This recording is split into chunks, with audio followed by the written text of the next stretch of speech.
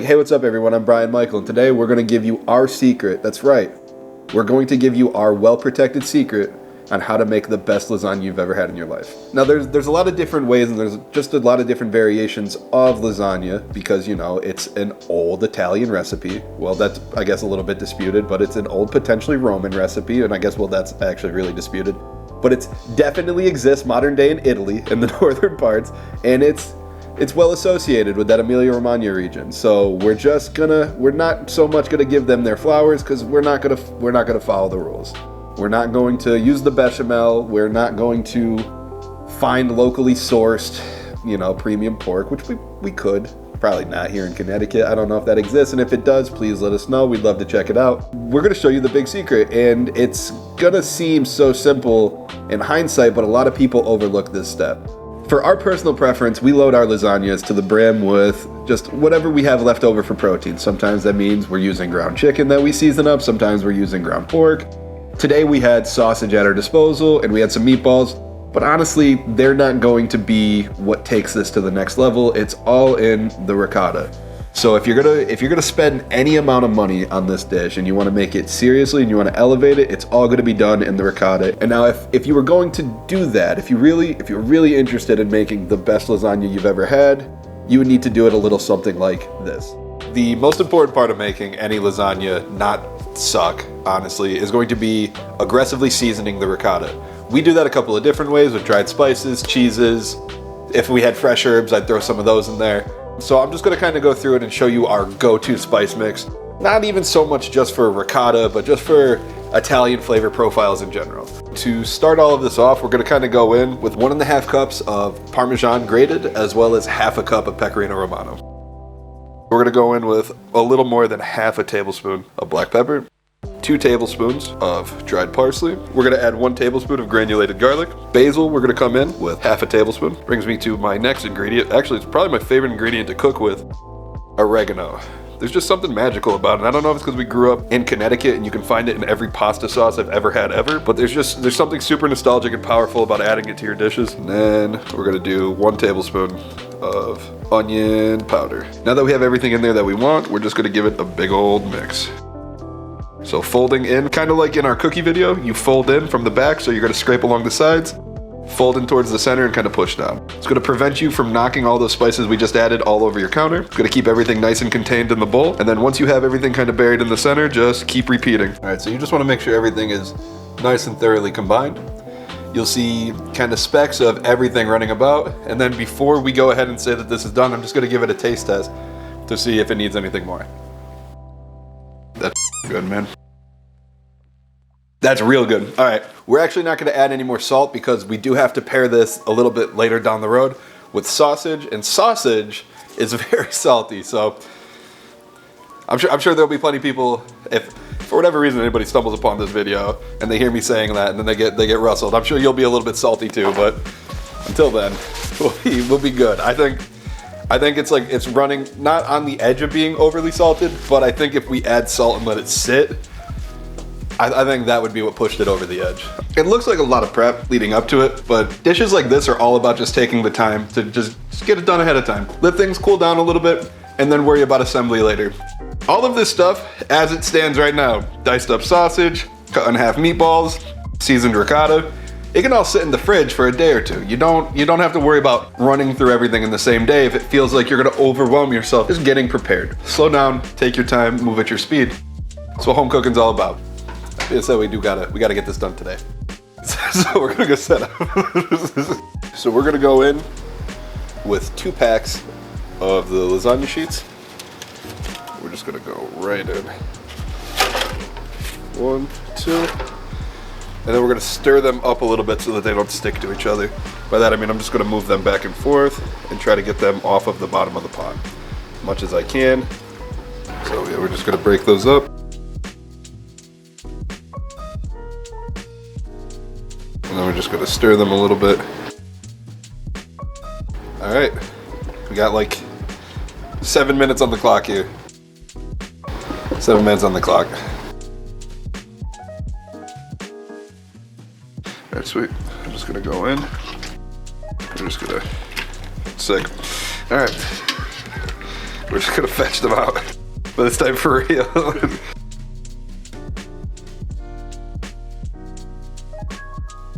Alright, we're just gonna flash these with cold water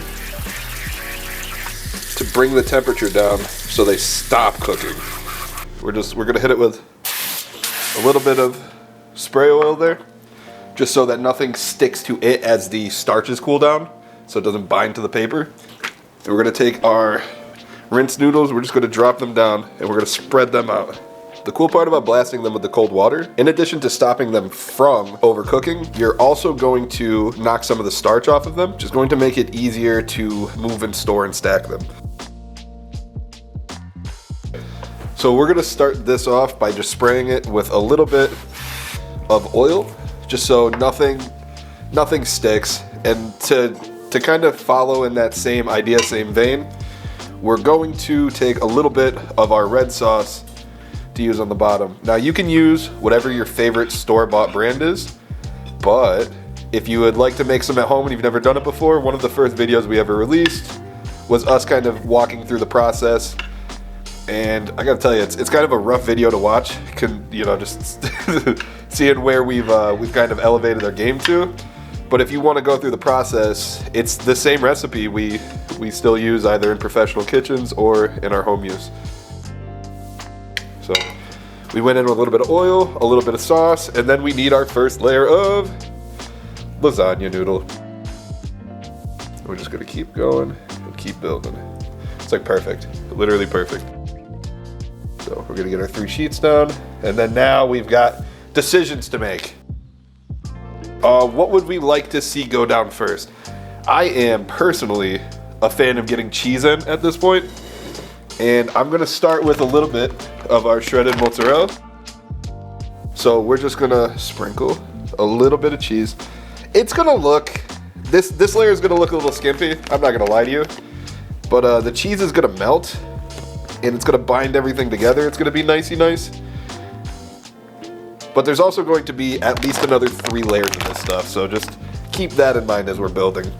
We're gonna do a couple of dollops of the ricotta. They don't all have to be the same size because it's gonna spread like crazy. Try not to be too robotic with the food you make at home. Some of the charm and actual enjoyment from eating at home is like, to some extent, that level of variance you experience while you're going through something like this. Like if everything was perfectly smooth and even and you get the uniform bite, sometimes you kind of miss out on realizing that, like, maybe for you want to use twice as much ricotta, but you won't know that until you get one bite that just has twice as much as like maybe a bite in the center over here will. So just keep playing with it, keep having fun with it. And then the next part of this is going to be getting more protein in. So we're gonna go in with the sweet sausage. We're gonna go in with some of the hot sausage, and then we're gonna go in with some of those leftover meatballs. And then we're just gonna go a little bit of red sauce over the top. So I like the way that looks. I'm gonna stack a whole bunch of these, try to make sure they're nice and even. And then we're just gonna trim them down a little bit with a pair of kitchen shears. And so this guy is just gonna kind of rest on the corner here, and I'm gonna take off like 3 inches and see if that was good enough.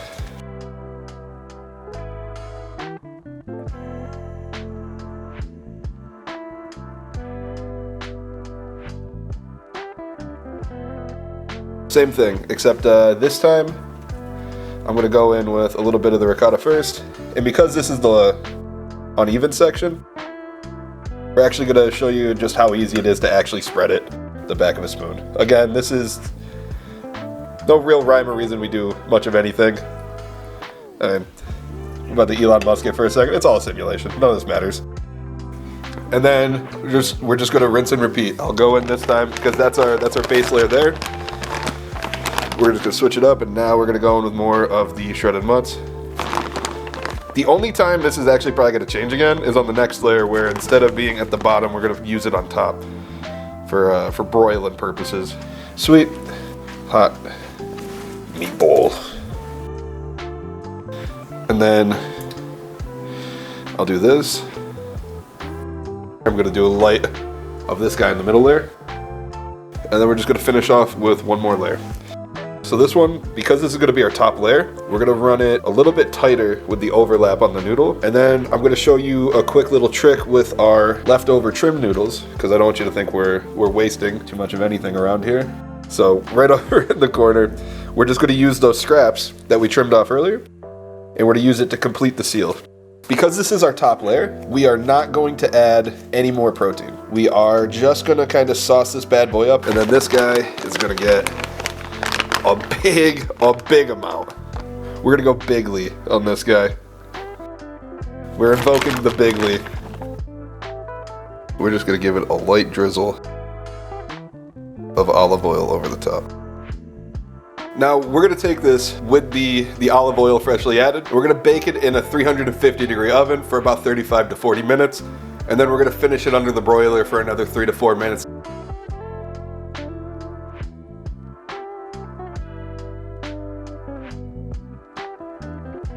A little bit of parsley over the top, make it look classy.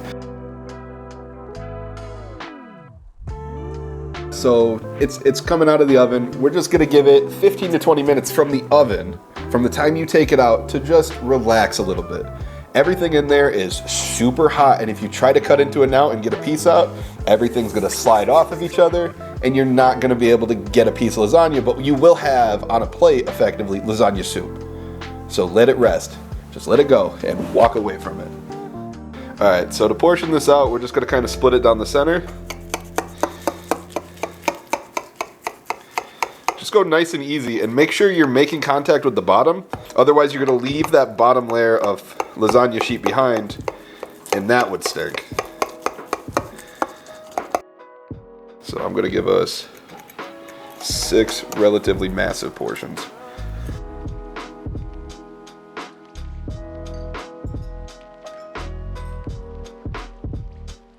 So I'm gonna run the knife along the edge to get the crispy bits to release, which will give us a chance to actually scoop this out. And then we're just gonna go in for this bad boy.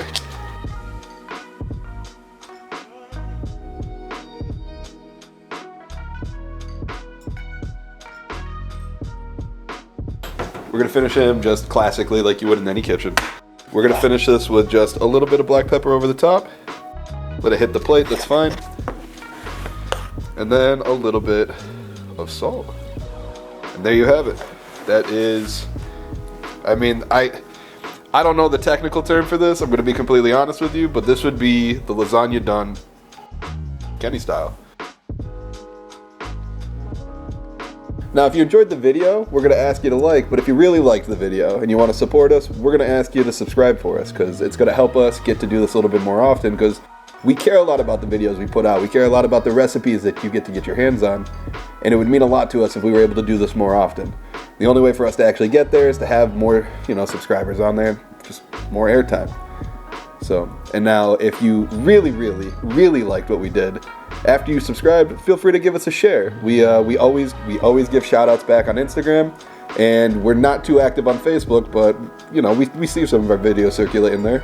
So feel free to join in. We'd really appreciate it. Now, as always, it's gonna be a sign up from us, so be good, y'all. Peace.